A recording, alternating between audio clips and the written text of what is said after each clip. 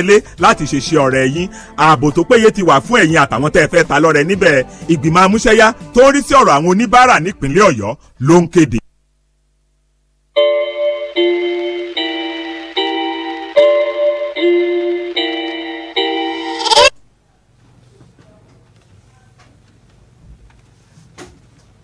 Aago 4 ti lù.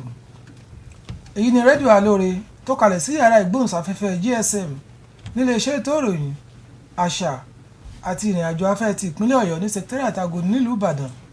Ìròyìn àgbáyé la mú wá fún yín. Ṣáájú ẹ gbọ́ kókó tó wà nínú ìròyìn náà. Àwọn aṣòfin àgbà lábẹ́ ẹgbẹ́ òṣèlú PDP nípínlẹ̀ Ọ̀yọ́ ti fi àgbọ́kànlé wọn hàn nínú ìṣèjọba gómìnà Mákindé. Ẹgbẹ́ ọmọlẹ́yìn Kristi kéde ọjọ́ 7 oṣù keje fún ètò àdúrà pàtàkì láti kojú ètò ààbò tó mẹ́hẹ nípínlẹ̀ Ọ̀yọ́. Alága àjọ TESCON nípínlẹ̀ Ọ̀yọ́ sọ di mímọ̀ pé ìwà mọ̀gòmọ́gó ìdánwò ti di àtẹ̀mọ́lẹ̀ nípínlẹ̀ Ọ̀yọ́ wa. Ìjọba Ọ̀yọ́ parí ìṣìkejì ìpèsè ètò ìlera ọ̀fẹ́ tó gùnlé. Ìjọba àpapọ̀ sún ètò àyẹ̀wò ohun ìforúkọsílẹ̀ káàdì ẹ̀rọ ìdánimọ̀ síwájú sí i. Ààrẹ tẹ́lẹ̀ rí lórílẹ̀‐èdè South Africa rí ẹ̀wọ̀n yìí. Ẹ gbọ́ ìròyìn náà lẹ́kùnrẹ́rẹ́.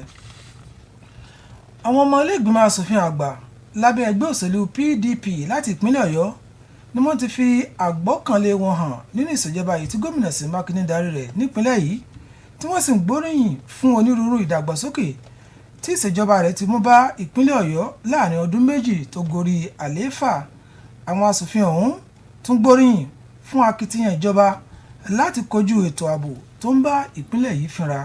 Sínétọ̀ Kọ́lá Balógun, ẹni tó ń sojú gúúsù Ọ̀yọ́ nílé ìgbìmọ̀ asòfin àgbà, tí ó tún gba ẹnu àwọn akẹgbẹ́ rẹ̀ sọ̀rọ̀ nígbà tí wọ́n ṣe àbẹ̀wò sí gómìnà Mákindé lọ́fíìsì rẹ̀, ṣàlàyé pé àbẹ̀wò àwọn ọ̀hún dá lórí kíkí gómìnà kú oríire látàrí oríṣiríṣi ìdàgbàsókè tó ti bá ìpínlẹ̀ Ọ̀yọ́ láàrin ọdún méjì. Sínétọ̀ Balógun tún ṣe lálàyé pé ìjọba tó wà lóde nípínlẹ̀ Ọ̀yọ́ ti ṣe àṣeyọrí ju ti ìjọba àná lọ látàrí sísan owó oṣù àwọn òṣìṣẹ́ déédéé àti àwọn òṣìṣẹ́ fẹ̀yìntì, ìpèsè ohun èlò fún àwọn iléèwé ìjọba àti oríṣiríṣi ìdàgbàsókè tó ti bá ìpínlẹ̀ yìí. Sínétọ̀ Balógun wá tún ṣàfikún rẹ̀ pé gómìnà Mákindé ti dí àlàfo àìnígbàgbọ́ láàrin àwọn aráàlú àti ìjọba ètò máa ń wáyé látẹ̀yìnwá. Wá mú dá gómìnà lójú pé gbangbangba ni àwọn èèyàn ìpínlẹ̀ yìí wà lẹ́yìn rẹ̀ pẹ̀lú àwọn aṣòfin tí àwọn kò sì ní tẹ̀tì láti máa fọwọ́sowọ́pọ̀ pẹ̀lú ìṣèjọba gómìnà Mákindé ní gbogbo ìgbà tó bá ké sáwọn. Nínú ọ̀rọ̀ rẹ̀, gómìnà Mákindé ṣe lálàyé pé ìṣèjọba rẹ̀ ń tẹ̀síwájú sí i lójoojúmọ́ ni nípa ọ̀nà láti mú kí ètò ìpèsè ààbò dúró ṣinṣin nípínlẹ̀ Ọ̀yọ́ fún mùtúmùwà aráàlú. Onímọ̀ ẹ̀rọ sí Mákindé wá ṣe àtẹnumọ́ rẹ̀ pé ìṣèjọba rẹ̀ yóò túbọ̀ máa ṣiṣẹ́ papọ̀ pẹ̀lú àwọn iléeṣẹ́ tíjọba àpapọ̀ láti wá ojútùú sí ètò ààbò, tí ó sì rọ àwọn aṣòfin àgbà ọ̀hún láti má ṣe jìnnà sí àwọn ènìyàn wọn, ìyẹn lẹ́kùn ìdìbò wọn, pẹ̀lú àfikún pé òun fi ojú sọ́nà fún ọjọ́ tí ìpàdé yóò wáyé pẹ̀lú gbogbo àwọn aṣòfin tó wà lábẹ́ ìjọba àpapọ̀ láti ìpínlẹ̀ Ọ̀yọ́. Ní báyìí náà, ẹgbẹ́ ọmọlẹ́yìn Kristi ẹ̀ka ti ìpínlẹ̀ Ọ̀yọ́ ti kéde ọjọ́ Ẹtì ọjọ́ 2 oṣù keje ọdún yìí gẹ́gẹ́ bí ọjọ́ àkànṣe àdúrà láti dojúkọ ètò ààbò nípínlẹ̀ yìí àti gbogbo àwọn nǹkan tó jẹ́ wàhálà tí orílẹ̀-èdè ń kojú lọ́wọ́lọ́wọ́ báyìí. Eléyìí wà lára ìfẹnukò eléyìí tó wáyé láàrin ìjọba àpapọ̀, láàrin ìjọba ìpínlẹ̀ Ọ̀yọ́ àti ẹgbẹ́ ọmọlẹ́yìn Kristi níbi ìpàdé alájùmọ̀ṣe ètò wọn dìjọ ṣe papọ̀.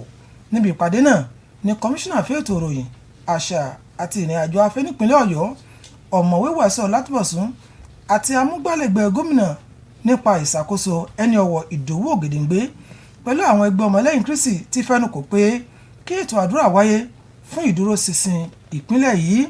A ó sì rántí pé ìjọba ìpínlẹ̀ Ọ̀yọ́ ti ṣe irúfẹ́ ìpàdé bẹ́ẹ̀ pẹ̀lú àwọn ẹlẹ́sìn Islam àti àwọn oníṣẹ̀ṣe tó wà nípínlẹ̀ yìí tí àwọn náà sì ṣèlérí láti ṣe àdúrà ní ìlànà kó àwọn. Nígbà tó ń sọ̀rọ̀, ọ̀mọ̀wé Ọlátúbọ̀sún wòye pé ìjọba ìpínlẹ̀ Ọ̀yọ́ gbé ìgbésẹ̀ pípe àwọn ẹgbẹ́ ẹlẹ́sìn tí wọ́n wà nípínlẹ̀ yìí fún àkànṣe àdúrà nítorí pé ó jẹ́ ọ̀nà pàtàkì láti kojú ètò ààbò tó mẹ́hẹ̀ ọ̀hún. Nínú ọ̀rọ̀ tirẹ̀, alága ẹgbẹ́ àwọn ọmọlẹ́yìn Kristi nípínlẹ̀ Ọ̀yọ́ Apostle Joshua Akinyemiju ó ṣàlàyé pé ẹgbẹ́ náà pẹ̀lú ilé ìjọsìn tó wà níjọba yóò darapọ̀ fún ṣíṣe àdúrà fún ìpínlẹ̀ Ọ̀yọ́ lórí ètò ààbò. Apostle Akinyemiju wá gbójú àgàn sí àwọn èèyàn tí wọ́n sọ kiri pé ìjọba ìpínlẹ̀ Ọ̀yọ́ kò náání ẹ̀sìn mùsùlùmí àti ti ìgbàgbọ́ àyàfi àwọn àbáláyé nìkan láti já mi kúrò nínú ọ̀rọ̀ tí wọ́n sọ lẹ́nu. Alága àjọ tó ń rí sí àwọn iléèwé girama nípínlẹ̀ Ọ̀yọ́ ọ̀gbẹ́ni Akínadé Àlàmú ti sọ yàrá pé ìwà mọ̀gòmọ́gó nínú ìdánwò ti di àtẹ̀mọ́lẹ̀ nípínlẹ̀ yìí gẹ́gẹ́ bí ìjọba náà ṣe ṣe ètò ìdánilẹ́kọ̀ọ́ fún ẹgbẹ̀rún 5 àwọn olùkọ́ tíjọba ṣẹ̀ṣẹ̀ gbà àti àwọn 500 olùkọ́ tí wọ́n sípò padà látàrí ọ̀nà tí wọ́n gbà ṣiṣẹ́ wọn. Ọ̀gbẹ́ni Àlàmú ṣàlàyé pé nígbà tó ń ṣiṣẹ́ lójú ètò ìdánilẹ́kọ̀ọ́ ọlọ́jọ́ méjì fún àwọn olùkọ́ tíjọba gómìnà Mákindé ṣẹ̀ṣẹ̀ gbà ọ̀hún eléyìí tó wáyé ní iléèwé Ansarudeen lágbègbè Sango níjọba ìbílẹ̀ Ìwọ̀ Oòrùn Ṣakí nílùú Ṣakí. Ọ̀gbẹ́ni Àlàmú tún sọ síwájú sí pé èsì tí àjọ tescom rí gbà ní àwọn iléèwé tí wọ́n pín àwọn olùkọ́ ọ̀hún sí ọmọ ògbúni lórí jọjọ eléyìí tí ìjọba ìpínlẹ̀ Ọ̀yọ́ ó jẹ́ ká mọ̀ pé wọ́n ṣiṣẹ́ takuntakun. Ó wá sì hàn pé irínwó lára àwọn olùkọ́ náà ni wọ́n ní ìwé ẹ̀rí tó dára jùlọ láti àwọn iléèwé gíga yunifásitì jákèjádò orílẹ̀-èdè Nàìjíríà tí máàkì ìdíyelé sì jẹ́ 50 nínú 100. Alága àjọ tescom náà tún ṣàlàyé fún àwọn tó péjú síbi ètò ìdánilẹ́kọ̀ọ́ náà pé ìjọba ti buwọ́lu ìdásílẹ̀ ọ́fíìsì ẹlẹ́kùnjẹkùn 4 èyí tí 2 yóò wà ní Òkè Ògùn nínú rẹ̀ pẹ̀lú àfikún pé àwọn akọ̀wé àgbà 4 ni wọ́n yóò jẹ́ gbígbà síbẹ̀. Irúfẹ́ ètò ìdánilẹ́kọ̀ọ́ ọ̀hún tún wáyé lákòókò kan náà níjọba ìbílẹ̀ Ìrẹ́pọ̀ ní Kìṣí níbi tí akọ̀wé àgbà àjọ tescom arábìnrin Grace Ọ̀dẹ́rìndé ti ka àpilẹ̀kọ alága tescom tí ọ̀gbẹ́ni Ògúngbéró àti àwọn alákòóso àjọ tescom náà kò gbẹ́yìn níbi ètò náà. Ìjọba ìpínlẹ̀ Ọ̀yọ́ ti parí ìṣìkejì ìpèsè ètò ìlera níbi tí èèyàn tó lé ní 2,310 ti jẹ àǹfààní ètò náà. Ìjọba ìpínlẹ̀ Ọ̀yọ́ pẹ̀lú àjọṣepọ̀ ọ́fíìsì àyà gómìnà ni wọ́n dìjọ sísọ lójú ètò ìlera ọ̀fẹ́ ọ̀hún pẹ̀lú èròǹgbà láti ṣe ìtọ́jú onírúurú àrùn tí ó lè máa bá àwọn èèyàn fínra ní ọjọ́ 4 oṣù kẹfà ọdún yìí. Nígbà tó ń sọ̀rọ̀ kọmíṣánná fún ètò ìlera nípínlẹ̀ Ọ̀yọ́ dókítà Bashir Bello tẹnumọ́ ìpinnu ìjọba yìí láti mú àgbéga bá ètò ìlera àwọn ọmọdé, obìnrin, àwọn àgbàlagbà àti gbogbo àwọn èèyàn tí àrùn kògbóògùn ń bá fínra nípínlẹ̀ Ọ̀yọ́. Dókítà Bello gbóríyìn fún onímọ̀ ẹ̀rọ Mákindé fún gbígba àwọn èèyàn tó kù díẹ̀ fún láwùjọ là lọ́wọ́ ìdúbólẹ̀ àìsàn nípasẹ̀ ètò ìlera ọ̀fẹ́ tíjọba rẹ̀ gùn lé.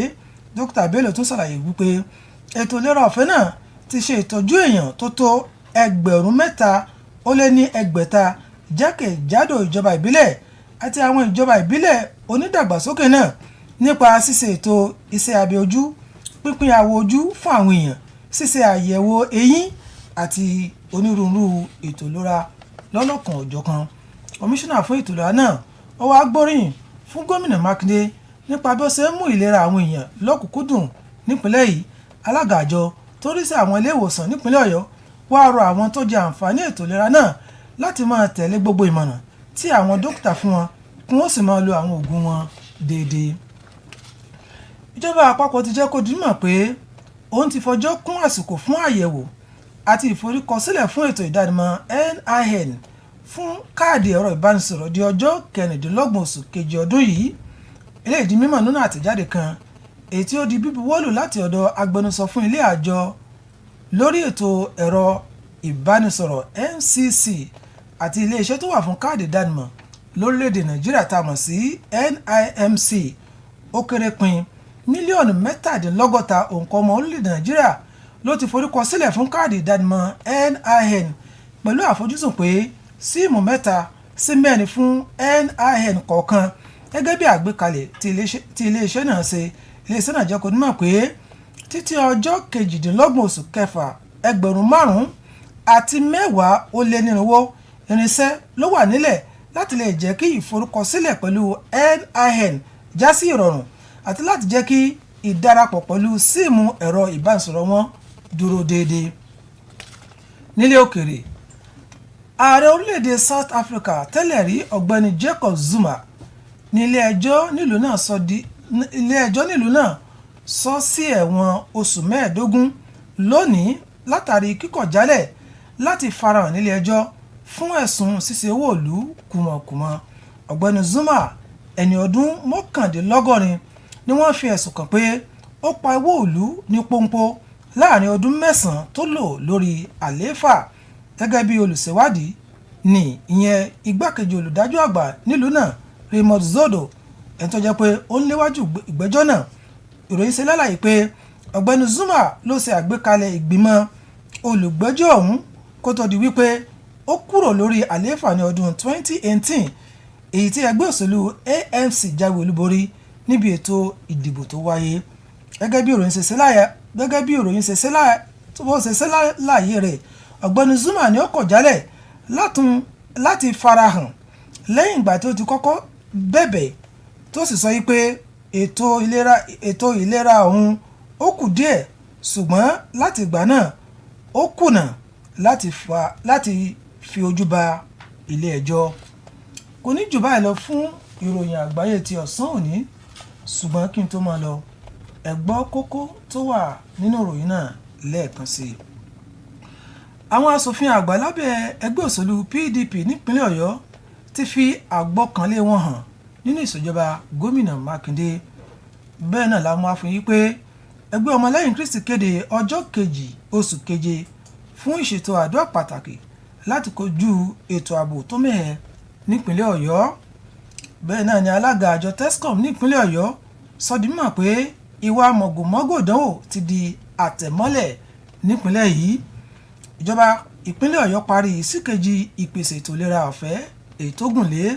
Bẹ́ẹ̀ náà la mú wá fún yín pé ìjọba àpapọ̀ sún ètò àyẹ̀wò ohun ìforúkọsílẹ̀ káàdì ẹ̀rọ ìbánisọ̀rọ̀ síwájú sí i.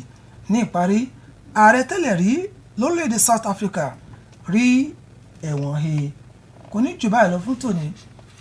Ẹ túnbọ̀ máa darapọ̀ mọ́ wa lórí ìkànnì rédíò Alóore. Orúkọ tèmi ni Abdullahi Salman. Ẹ ṣé tẹ́ ń darapọ̀ mọ́ wa.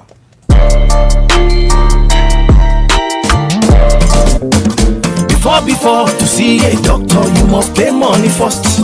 Today, things don't change inside or your state. You register with Shikini money, you collect treatment 1 year. Or your state health insurance agency, Oisha get today. Insurance cover am. You want back picking, you want do surgery, eyes treatment, enter some call. Oh yeah, register today. Yeah, or your state health insurance agency, Oisha get today.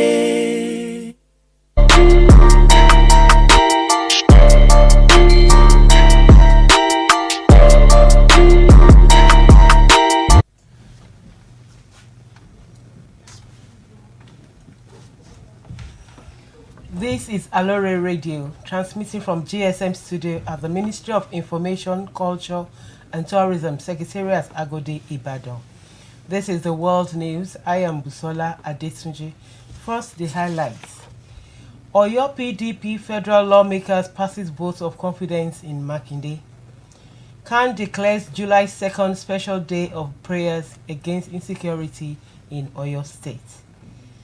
Oyo stamps out examination malpractices in schools, Tescom chairman. Oyo government rounds off second phase of Omi Tuntun free health mission. Federal government extend new SIM verification. And on the foreign scene, former South African President Jacob Zuma gets 15 months jail term for defying court order. The news in full. Members of the National Assembly on the platform of the People's Democratic Party, PDP, from Oyo State passed a vote of confidence in Governor Seyi Makinde, praising him for the unprecedented achievement of his government in the last 2 years. They equally commended the efforts of government in tackling the wave of insecurity in the state. The senator representing Oyo South Senatorial District, Senator Kola Balogun, who spoke on behalf of his colleagues during a courtesy call to the governor in his office, said the visit was meant to congratulate the governor on his tremendous achievements in the last 2 years in the state. He explained that the present administration in Oyo State has moved the state forward in terms of performance ranking and surpassed the past administration in terms of regular payments of salaries of the civil servants, teachers, pensioners, and as at when due, provision of instructional materials to schools, and other infrastructural developments in the state. He added that the governor has been able to bridge the trust deficit between the people and the government, adding that Oyo State has turned to a sort of London where everywhere is leased, particularly the capital city. Balogun assured the governor that the people of Oyo State will continue to support his administration and that those of them at the National Assembly will equally continue to make the government proud by complementing the efforts of the state government. In his response, Governor Makinde explained that his administration is making progress every day in dealing with insecurity in the state, saying that all hands must be on deck to secure lives and properties in the state. He maintained that his administration will continue to collaborate with the federal establishment to find a lasting solution to the insecurity in the state, urging the federal lawmakers not to be far away from their constituencies, adding that he is looking forward to interacting with the Oyo State Caucus of the National Assembly. Christian Association of Nigeria, Oyo State Charter, has declared that July 2nd, 2021 will be set aside as a day of intercession against insecurity in Oyo State and the country. This was part of resolutions reached between Oyo State government and the Christian Association of Nigeria (CAN) during a stakeholders meeting with the Christian bodies in Oyo State. During the meeting, the state governor represented by the Honorable Commissioner for Information, Culture and Tourism, Dr. Wasiu Olatubosun, and the Executive Assistant on Administration, Reverend Idowu Ogedengbe, and CAN agreed to go spiritual, as CAN has vowed to hold a special praise, worship and prayer session to intercede for the state. It will be recalled that the state government had met with Islamic and traditional religious leaders in the state, who also agreed to support the government to eradicate insecurity in the state. Speaking during the meeting, Commissioner for Information, Culture and Tourism, Dr. Wasiu Olatubosun, noted that the state government resulted in seeking the intervention of religious stakeholders in the state to forge a new front against insecurity in the state. In his comment, Chairman CAN Oyo State Chapter, Apostle Colonel Joshua Akinyemiju, said the body, in partnership with the chaplain of the State Government House, will commence a powerful intercession for the state. The CAN chairman, however, berated those propagating falsehood that the state government has neglected Christian or Islamic bodies, rather seeking only traditional means. The chairman of Oyo State Post-Primary Teaching Service Commission, Mr. Akinade Alamu, has disclosed that examination malpractice in schools has been stamped out in the state, as the 5,000 newly recruited teachers and 700 were trained on working ethics and conduct, among other areas, as part of the induction exercise approved for the teachers. He said this while declaring open a 2-day induction and training program for the newly recruited and converted teachers at Ansaruddin Grammar School, Songo Shaki, at Shaki West local government area of the state. Alamu stated that reports coming from schools the newly recruited teachers were posted show that they have been performing more than expected, an achievement that he attributed to the rigorous academic standards set for their recruitment. It will be recalled that about 400 of the applicants for the teaching appointment were first-class graduates from universities in Nigeria, while the cutoff mark for selection of successful applicants was pegged at 50%. The TESCOM chairman reiterated that the state government has recently approved the establishment of 4 new zonal offices for the state, out of which 2 would be as Okeogun area of the state. He added that the implication for the new zonal offices was that 4 new permanent secretaries will be appointed. Oyo State government has rounded off the second phase of Omitutu Free Health Mission for over 350 residents with the aged and poor as prime targets. Recall that the state government, in collaboration with the Office of Her Excellency, the wife of Governor, flagged up the medical intervention program aimed at combating life-threatening ailments among citizens on the 4th of June 2021. The Commissioner for Health, Dr. Bashir Bello, while speaking, reiterated that the state government commitment to improving the health of women, children, elderly, and people living with HIV and AIDS in the state. He emphasized that the Free Health Mission will engender greater potentials to promoting rapid socio-economic development in the state. Dr. Bello commended Engineer Seyi Makinde-led administration for saving the poor and the vulnerable from deteriorating health with the timely intervention of the free health services. He recalled that the state free health team has treated 350,000 across the 33 LGAs and the 35 LCDAs, while over 3,633 of them benefited from surgical interventions, including cataract surgeries, free recommended eyeglasses, free dental services, and general health treatments. He commended the governor for putting health on the front burner of his administration, noting that the sector now boasts of functional health facilities in each ward of the state, while the facilities are semi-autonomous. He also said that the upgrade and accreditation of Adeoyo Maternity Teaching Hospital and Tomotiya initiative is a plus to the health sector of the state. The chairman of Oyo State Hospital Management Board enjoined beneficiaries of the health scheme to adhere strictly to the doctor's advice and take their medications religiously.